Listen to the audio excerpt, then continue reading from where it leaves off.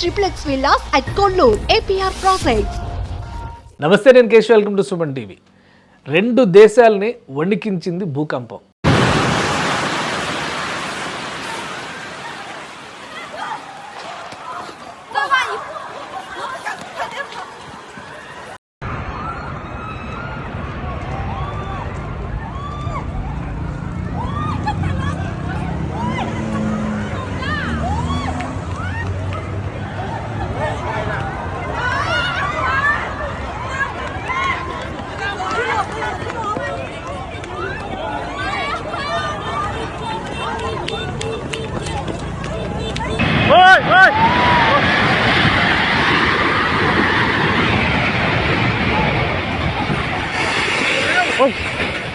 లెక్క తేలనంత జన నష్టం జరిగింది. ఇక ఆస్తి నష్టానికి అయితే ఇంకా క్లారిటీ రానటువంటి పరిస్థితి. ప్రపంచ దేశాలన్నీ కూడా ఆదుకునే ప్రయత్నం చేస్తున్నాయి. అసలు మయన్మార్లో, బ్యాంకాక్ దగ్గర, మలేషియాలో అసలు ఏం జరిగింది, ఎలాంటి ప్రమాదంలో ఇప్పుడు అక్కడ ప్రజలు ఉన్నారు, ఇంకా భూకంపం వచ్చేటువంటి సంకేతాలు ఉన్నాయా, స్థానికంగా ఉన్నటువంటి గ్రౌండ్ రియాలిటీ అండ్ రిపోర్ట్ ఏంటి, ఇవి తెలుసుకునే ప్రయత్నం చేద్దాం. మనతో పాటు జాయిన్ అవుతున్నారు వెంకటేష్ యాదవ్ గారు, అక్కడ ఆంధ్ర రెస్టారెంట్ నడుపుతున్నటువంటి యజమాని. వెంకటేష్ యాదవ్ గారు నమస్కారం. నమస్కారం అండి. వెంకటేష్ యాదవ్ గారు, అసలు ఏం జరిగింది? ఎందుకంటే చాలామంది ఫస్ట్ జరిగినప్పుడు చిన్న భూకంపం అనుకున్నారు, 4.1 4.2 వచ్చింది రిక్టర్ స్కేల్ మీద అనేటువంటిది జరిగింది. తర్వాత చూస్తే పెద్ద పెద్ద భవంతులు కూడా నేల కూలిపోయినటువంటి పరిస్థితి. వాస్తవం ఏంటి, అక్కడ ఎలాంటి పరిస్థితుల్లో మీరున్నారు? భూకంపం అనేది మయన్మార్లో స్టార్ట్ అయిందండి. మయన్మార్లో 7.7 రిక్టర్స్తో భూకంపం రావటం జరిగినది. అది చాలా పెద్ద భూకంపం, ఇక్కడ ఎప్పుడూ జరగనటువంటిది ఈ ప్రాంతాల్లో. అది సుమారుగా మయన్మార్ బోర్డర్లో రావటం వలన బ్యాంకాక్కి సుమారుగా 500-600 మైల్స్ దూరం. ఆ యొక్క ఇంపాక్ట్ బ్యాంకాక్ నగరంలో ఉన్నటువంటి అనేక హై రైజ్ బిల్డింగ్స్, 50-60 అంతస్తుల బిల్డింగ్లు దగ్గరగా 7-8 బిల్డింగ్ లీక్ అవటము, చాలా వరకు కొంత డ్యామేజ్ అవటము జరిగింది. మరీ ముఖ్యంగా సిటీ ప్రాంతంలో ఉన్నటువంటి ఒక చెత్తు చాట్ అని ఎక్కువగా నైట్ బజార్, అది నైట్ జరుగుతుంది, హోల్సేల్ బిజినెస్ అది. అక్కడ కన్స్ట్రక్షన్ జరుగుతున్నటువంటి హై రైజ్ బిల్డింగ్ పూర్తిగా కుప్పకుంది. దానిలో పనిచేస్తున్నటువంటి కొన్ని వందల మంది మరి దానిలో చిక్కుకొని పోవటం, సుమారుగా 20-30 మంది అక్కడే చనిపోయారనేది ఒక సమాచారము. కొన్ని వందల మంది దానిలో ఆ ప్రాంతంలో ఉన్నటువంటి వాళ్ళు మిస్ అవటం, ఇప్పటి వరకు కూడా వారి ఆజూకి తెలియలేదు. ఒక 70-80 మంది మాత్రం ఇంకా ఇంజూర్ అయిన వారిని బయటికి తీసుకురావటం రిస్క్ టీమ్స్ జరిగిందండి. మరి మీరున్న ప్రదేశం ఉన్నటువంటి, మీరు బ్యాంకాక్ సిటీలోనే ఉన్నారా? మీరున్న ప్రదేశాన్ని దగ్గర పరిస్థితులు? మేమున్న ప్రాంతంలో, బ్యాంకాక్ అనేది కూడా ఒక సిటీ అయిన ఆసిలో 4 ప్రాంతాల్లో దీని ఇంపాక్ట్. సుకుమిత్ అని ఒక ప్రాంతము, అలాగే చెత్తుచాట్, అదేవిధంగా ప్రతునామ్, సిలోమ్, ఇలా మేస్ అండి, ఇవన్నీ కూడా సిటీలో. ఆ 4 చోట్ల కూడా భూమి కదలికలు రావటము. అయితే కొన్ని ప్రాంతాల్లో మాత్రం కరెంటు ఇవన్నీ ఉన్న ప్రాంతంలో ఒక 5-6 సెకండ్లు మాత్రము ఒక భూమి కదలిక రావటము జరిగి, కానీ చెత్తుసాట్ ప్రాంతంలో మాత్రం ఎక్కువ స్థాయిలో రావడంతో ఆ పూర్తి బిల్డింగ్ నేలమట్టం అవటం జరిగిందండి.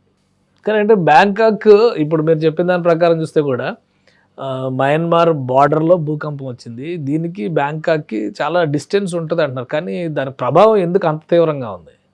అంటే ఇది ఇప్పుడు వచ్చిన రిక్టార్ అనేది 7.7, ఇట్స్ వెరీ పవర్ఫుల్ అండి. ఎప్పుడు కూడా జరగలేదు ఇది, ఈ ప్రాంతాల్లో అంత ప్రభావితం ఎప్పుడూ లేదు. దాని ప్రభావం ఇన్ని కిలోమీటర్ల దూరంలో, అంటే ముఖ్యంగా నార్త్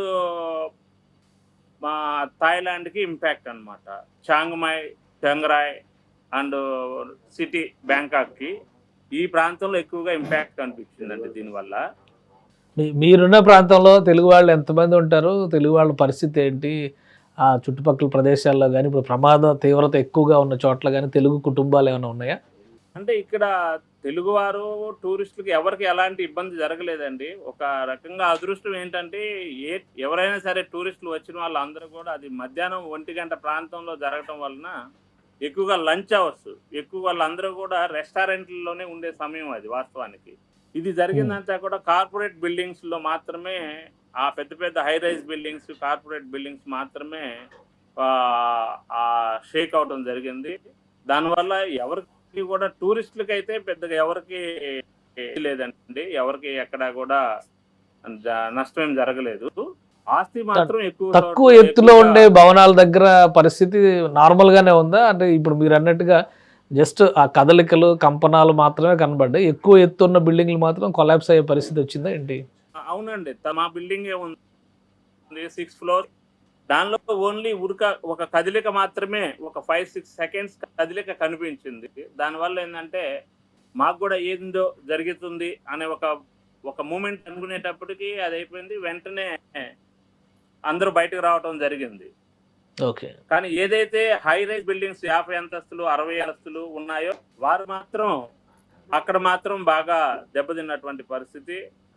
చాలా చాలా పెద్ద పెద్ద బిల్డింగ్లు కూడా క్రాక్లు ఇవ్వటం జరిగింది. కొన్ని అయితే కొలాప్స్ అవటం జరిగింది. మీరు చూశారు, చాలా వీడియోస్ లో కూడా మీరు చూసుంటారు. అలా కొన్ని బిల్డింగ్లు బాగా దెబ్బతింటం కూడా జరిగిందండి.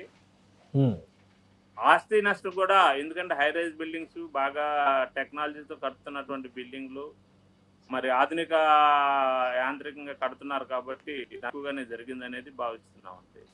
మీరు వెళ్ళి ఎంతకాలం అయింది వెంకటేష్ గారు అక్కడ? ఇలాంటి పరిస్థితులు ఎప్పుడైనా చూసారా? అంటే నేను ఎక్కువగా ఇండియాలోనే ఉంటానండి. మొన్ననే వచ్చాను నేను ఇక్కడికి. నేను ఇండియాలో ఉంటాను. నేను ఫ్రమ్ గుంటూరు.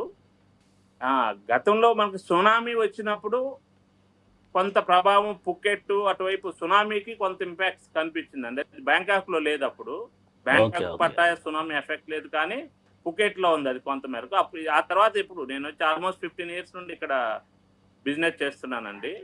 ఓకే. ఎప్పుడు ఇలా ప్రభావం లేదండి. ఓకే. ఇంతగా.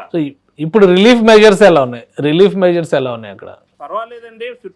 మరి మిగతా ఇటు మన భారతదేశం నుండి కానివ్వండి, వాళ్ళు రష్యా వాళ్ళు వీళ్ళందరూ కూడా సహాయ సహకారాలు అందిస్తావస్థలో ఉన్నట్టు కూడా బయటకి రెస్క్యూ టీములు పనిచేస్తా ఉన్నాయి. ఒక 4 o'clock వరకు మాత్రము కమ్యూనికేషన్ పోయింది సిటీలో. మ్యాక్సిమం కానివ్వండి, ఇంటర్నేషనల్ ట్రావెల్ అవటం కానీ, ఎయిర్పోర్ట్ ఇదంతా ఏమైనా టూరిజం పైన ఎఫెక్ట్ పడే ఛాన్సెస్ ఉన్నాయా? కానీ ఫ్లైట్స్ కి అయితే ఇబ్బంది ఏం లేదండి. ఆ ఫ్లైట్స్ బాగానే రన్ అవుతున్నాయి. జనరల్ గా ఇప్పుడు సమ్మర్ వచ్చేసింది, చాలా మంది ప్లాన్ చేసుకుంటూ ఉంటారు. ఏప్రిల్ మే నెలల్లోనే ఎక్కువ టూరిజం బ్యాంకాక్ వెళ్ళడం అనేది. బ్యాంకాక్ అనేది చాలా మోస్ట్ అట్రాక్టివ్ డెస్టినేషన్ మన ఇండియా నుంచి చూస్తే. సో అక్కడ మిగతా వ్యవస్థలన్నీ యథావిధిగా నడవడానికి స్కోప్ ఉందా, లేదంటే బర్మా పైన అయితే, అంటే మయన్మార్ పైన అయితే చాలా పెద్ద ఎత్తున ప్రభావం పడింది అనేది కనిపిస్తుంది, అర్థమవుతుంది. జన నష్టం కూడా ఎక్కువ జరిగింది అక్కడ. కనీసం 10,000 మంది చనిపోయి ఉండొచ్చు అని చెప్పని అంతర్జాతీయ మీడియా అంచనా వేస్తుంది. సో బ్యాంకాక్లో కేవలం కదలికలు, ఈ జరిగినటువంటి చిన్న సంఘటనలు మినహా మిగతా ఏమీ లేదు, టూరిజంకి పెద్దగా ఎఫెక్ట్ కాదు అనుకోవచ్చా? 100% అనుకోవచ్చు అండి. ఇక్కడ టూరిజంకి ఎలాంటి ఇబ్బంది లేదు. నిన్న జరిగింది అది కూడా ఒక్కనే, అది ఆ ఒక్క ప్రాంతంలో జరిగింది కాబట్టి ప్రాంతాలకు ఎలాంటి ఇబ్బంది లేదు. టూరిజం 100% సెటరేట్ అయిపోయింది. అన్ని కూడా ఒక BTS లోకల్ మెట్రో ట్రైన్ మాత్రము కొన్ని రోజులు ఆపుతున్నారు. ఎందుకంటే అవి కూడా కొంత షేక్ అవటం జరిగింది కొన్ని ఏరియాల్లో. ఏదైతే కనెక్టివిటీ ఉన్నాయో, ఈ ఏరియా మీదుగా కనెక్టివిటీ ఉన్నాయో మర్చిపోవటం వలన అవి కూడా 2తో మళ్ళీ రన్ చేస్తారని అంటున్నారు. సో ఇవన్నీ టెక్నికల్ గా పరిశీలించిన తర్వాత మళ్ళీ రివైవ్ చేస్తారు. అవునండి. అక్కడ గవర్నమెంట్ రియాక్షన్ ఇన్స్టెంట్ గా ఉందా? ప్రాబ్లమ్ సార్ట్ అవుట్ చేసే దిశగా గవర్నమెంట్ వేగంగా చర్యలు తీసుకుంటుందా? చాలా వేగంగానే తీసుకుంటుంది. అంటే ఇక్కడ ఏమిటంటే జరిగినది ఒక 2 నెలల్లో మాత్రమే ఇన్సిడెంట్ జరిగింది కాబట్టి మిగతా ప్రాంతాల్లో ఉన్నటువంటి వారందరూ కూడా సహాయం చేయడానికి అవకాశం ఉంది. ముఖ్యంగా మెడికల్ ఫెసిలిటీస్ ఏదైతే పక్క ప్రాంతాల్లో ఉన్నటువంటి మెడికల్ హాస్పిటల్స్ కానివ్వండి, మెడికల్ స్టూడెంట్స్ కానివ్వండి, డాక్టర్స్ కానివ్వండి, అందరూ కూడా అక్కడికి వెళ్ళి సహాయం చేయడానికి అవకాశం ఉందండి. అంత Right. ప్రాంతం మొత్తం జరిగితే కష్టమై ఉండేది. ఒకే ప్రాంతం 1-2 ప్రాంతాల్లో కాబట్టి దాన్ని అంత పెద్దగా భయపడాల్సిన పని ఏం లేదు. వెంటనే రెస్క్యూ టీమ్స్ కూడా బాగానే పనిచేస్తున్నారు. ఎక్కడికక్కడ అలర్ట్ అయిందండి గవర్నమెంట్ కూడా. Right right thank you Venkatesh గారు, మీ బాగా అభిప్రాయాలని కొంతమంది అక్కడ ఉన్న miss పరిస్థితులను వివరించినందుకు. ఇది బ్యాంకాక్ అయితే కోలుకుంటుంది, భూకంపం తీవ్రత మయన్మార్ పైన తీవ్ర స్థాయిలో ఉందనే చెప్పాల్సిన పరిస్థితి. అయితే 1-2 ప్రాంతాల్లో మాత్రమే ఆ ప్రాంతంలో ఇప్పుడు ఉన్నటువంటి బ్యాంకాక్ పరిసర ప్రాంతాల్లో 1-2 చోట్ల మాత్రమే కంపనాలు వచ్చినాయి. అది కూడా హై రైజ్ బిల్డింగ్స్ కొలాప్స్ అయినాయి కాబట్టి అవి చిన్న సంఘటనలుగానే చూడాల్సి ఉంటుంది. మరోవైపు అక్కడి ప్రభుత్వం ఇన్స్టెంట్గా స్పందించింది, వ్యవస్థలో ఉన్నటువంటి సమస్యలను పరిష్కరించడంతో పాటు ఇబ్బంది పడుతున్నటువంటి బాధిత కుటుంబాలను ఆదుకునే ప్రయత్నం చేస్తుంది. టూరిజం పైన ఇది పెద్దగా ప్రభావం చూపించేటువంటి అంశం కాకపోవచ్చని వెంకటేష్ గారు విశ్లేషిస్తున్నారు. ఇది స్పెషల్ డిస్కషన్. Keep watching.